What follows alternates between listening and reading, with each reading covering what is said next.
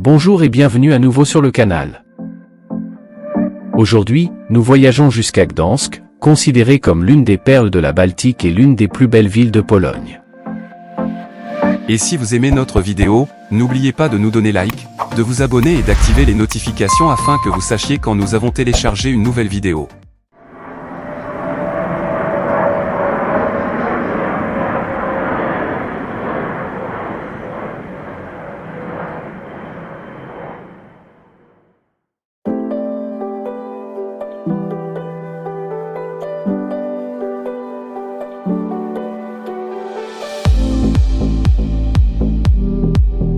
Gdansk, qui compte environ 500 000 habitants, est la sixième plus grande ville de Pologne et la plus grande ville portuaire du pays. Après notre visite à Torun, nous sommes arrivés à Gdansk dans l'après-midi, juste à temps pour profiter du coucher de soleil au bord de la rivière Motlawa, avant de commencer notre visite le lendemain matin.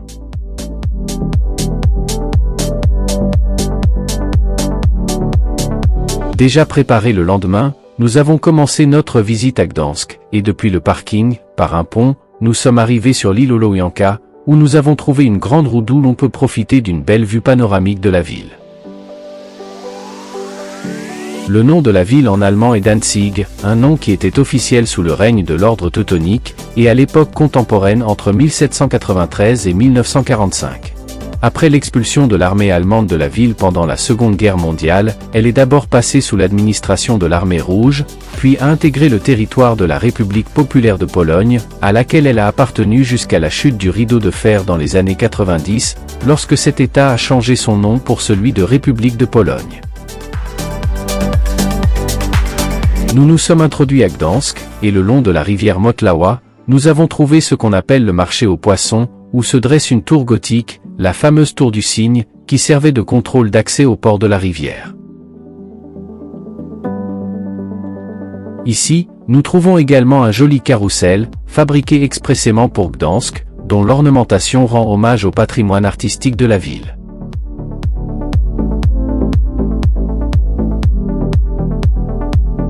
Bien que nous essayions de poursuivre la visite le long de la rive du fleuve, des travaux nous en empêchent, et après un détour, nous arrivons à l'un des monuments les plus caractéristiques de la ville, la grue médiévale portuaire la plus ancienne et la plus grande d'Europe, qui a été construite au XVe siècle. Cette grue fait partie du musée maritime national, et les visiteurs peuvent y explorer plusieurs expositions qui illustrent la vie portuaire médiévale et Renaissance, y compris le mécanisme de grue originale, capable de soulever des charges allant jusqu'à 4 tonnes.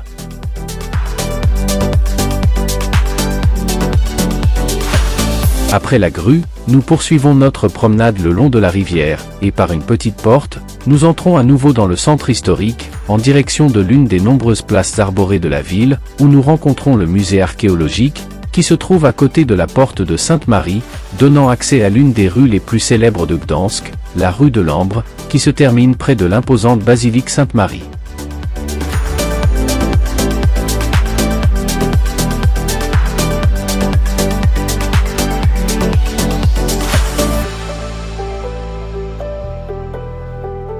Cette rue pavée et étroite est remplie de stands artisanaux d'ambre et de terrasses en plein air, situées au niveau du sous-sol de jolis bâtiments colorés, ornés de gargouilles originales, ce qui fait de cette rue l'un des endroits les plus visités et photographiés de la ville.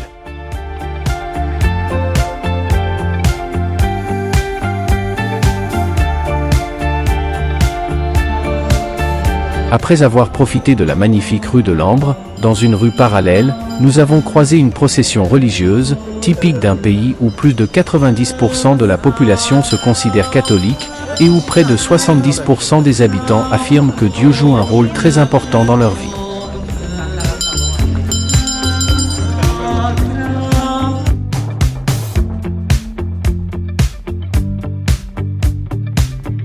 Nous poursuivons notre visite à Gdansk et arrivons à la rue principale de la ville, la rue de Lugitarg ou rue du Marché Long, qui commence à la fameuse porte verte, la plus grande porte de la ville, construite au XVIe siècle comme résidence des rois polonais, inspirée de l'hôtel de ville d'Anvers.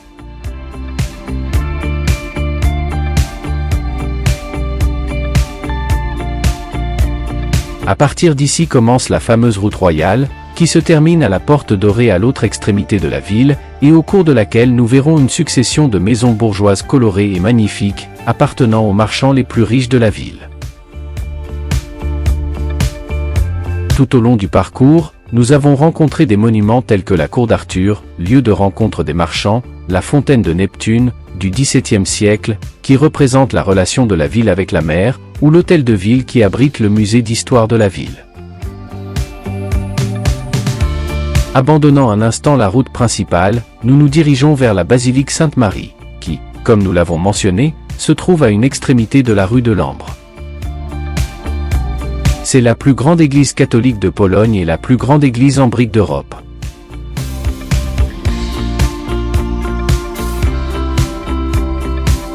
Son aspect sobre de couleur rouge contraste avec son intérieur totalement blanc, où l'on trouve une horloge astronomique qui, à son époque, était l'une des plus modernes du monde.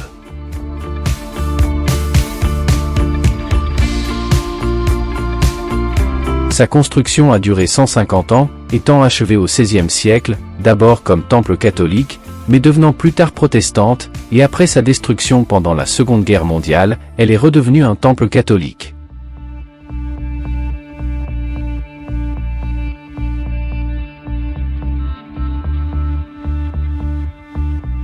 Ici, nous pouvons également monter à sa tour de presque 80 mètres de hauteur, et pour atteindre le sommet, il faut gravir 448 marches, un effort qui en vaut sans aucun doute la peine, car d'ici, nous aurons la plus belle vue panoramique de la ville.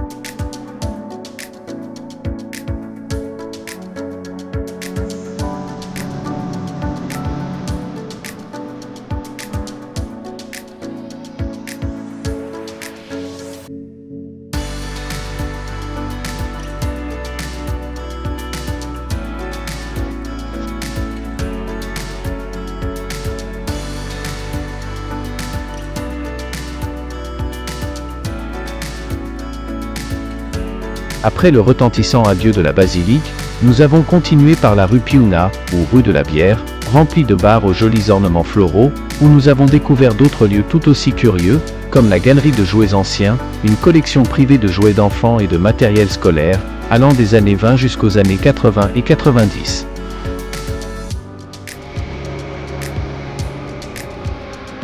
Au bout de cette rue, nous trouvons l'un des plus beaux bâtiments de la ville.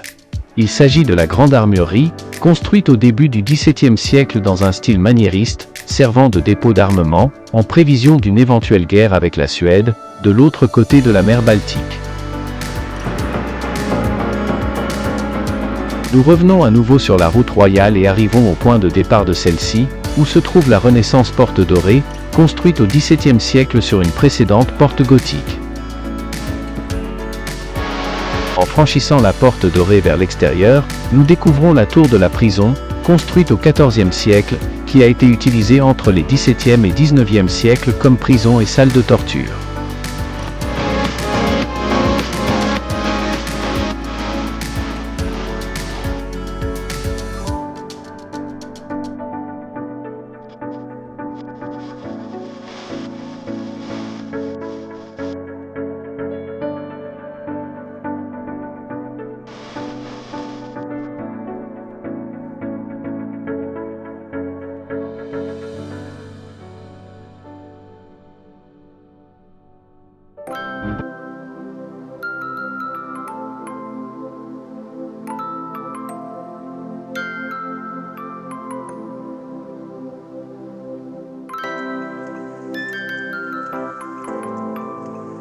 Nous nous sommes de nouveau immergés dans le centre historique, et bien que notre intention initiale fût de visiter plusieurs musées de la ville, étant donné que c'était un lundi, plusieurs d'entre eux étaient fermés.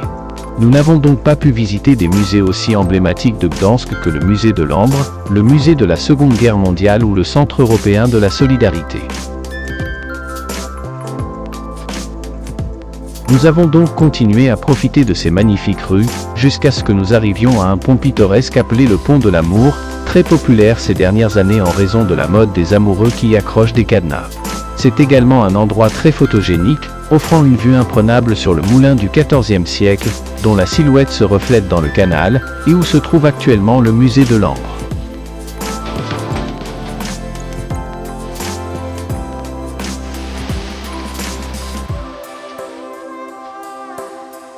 À côté, nous avons trouvé un petit parc avec une statue de l'astronome Jan Hevelius et une fresque représentant une de ses œuvres, la carte du ciel du Nord.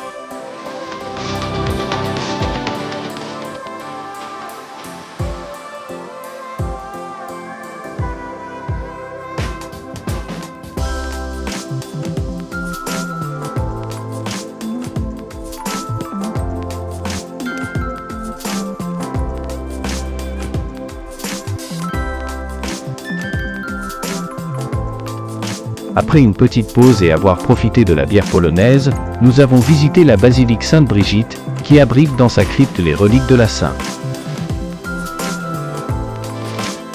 Cette église a été construite au XIVe siècle et achevée au début du XVe siècle, mais elle a été détruite pendant la Seconde Guerre mondiale, étant reconstruite en 1973.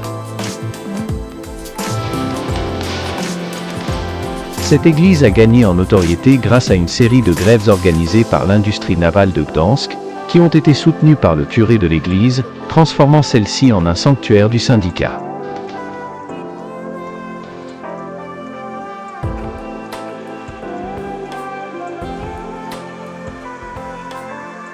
Cependant, elle est sans aucun doute plus célèbre pour son impressionnant autel d'ambre, où sont sculptés dans ce matériau des statues de la Vierge Marie et de plusieurs saints.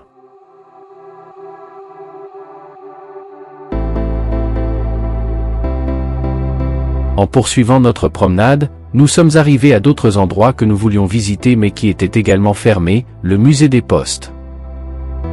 Le 1er septembre 1939, lors de l'invasion allemande, une bataille sanglante de défense du bâtiment a eu lieu ici, symbole de la résistance polonaise à l'envahisseur, et qui est commémorée dans le musée à l'intérieur. Après avoir terminé notre visite du centre historique de Gdansk, nous nous sommes dirigés tout près, vers la péninsule de Westerplatte, située dans la baie de la mer Baltique. C'est un lieu emblématique de la Seconde Guerre mondiale, car c'est ici que tout a commencé, à 4h48 du matin, le 1er septembre 1939, lorsqu'un cuirassé allemand, qui avait jeté l'ancre 5 jours auparavant, a commencé l'attaque contre la garnison polonaise installée sur la péninsule.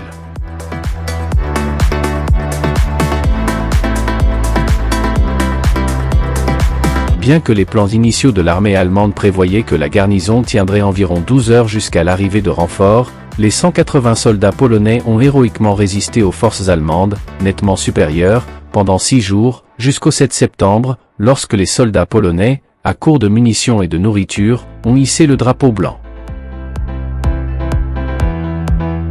De cette bataille, il ne reste que quelques ruines des positions militaires polonaises, dans un endroit vénéré en Pologne comme un symbole d'héroïsme, où en 1966, un grand monument de 25 mètres de hauteur a été érigé en l'honneur de ces héros.